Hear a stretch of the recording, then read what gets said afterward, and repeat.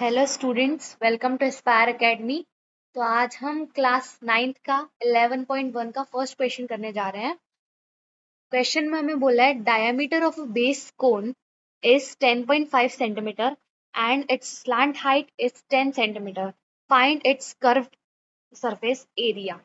तो सबसे पहले हमें जो गिवन वैल्यूज है हम वो लिख लेते हैं यहाँ पे। तो हम सॉल्यूशन करके लिखते हैं।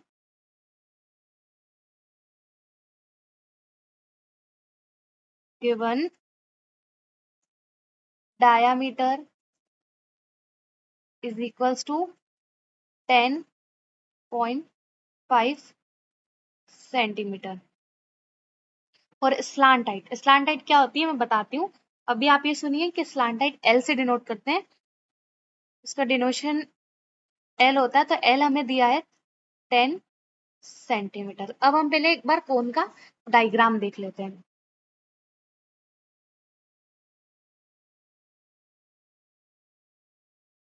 ये हमारा कोन है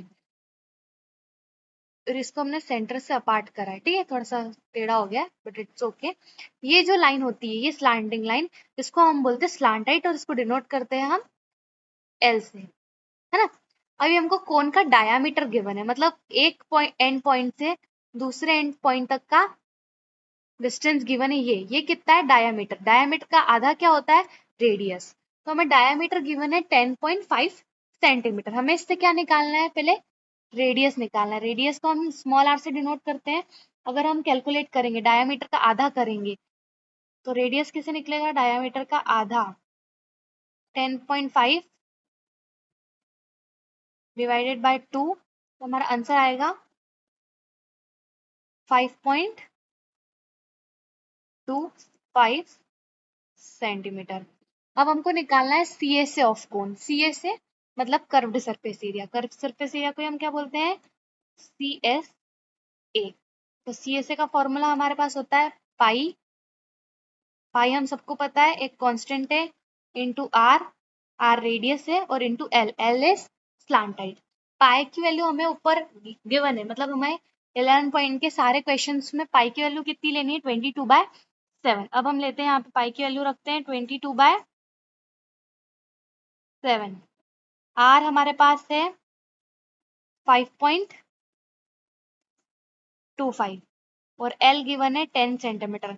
जब भी हम इस चैप्टर के क्वेश्चन कर रहे हैं तो एक बार हमें चेक कर लेना है कि जितनी भी यूनिट्स गिवन है, जितने भी हमें डेटा गिवन है, उन सबकी यूनिट्स सेम ही हो। जैसे यहाँ पे सेंटीमीटर है तो हर चीज सेंटीमीटर में ही होना चाहिए। अगर नहीं है तो हमें पहले यूनिट कन्वर्जन करना पड़ेगा। यहाँ पे सेंटीमीटर में था सब, इसलिए हम कोई यूनिट कन्वर्जन नहीं किया। अब हमें इसको कैलकुलेट करना है। तो यहाँ से जब पॉइंट हटेगा तो नीचे कितने जीरो आएंगे? 2 जीरोस। इस जीरो से ये जीरो कैंसल।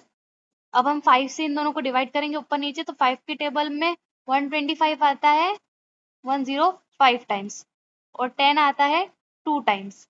2 के टेबल में 22 आता है, तो 2 1 जा 2, 2 11 जा 22।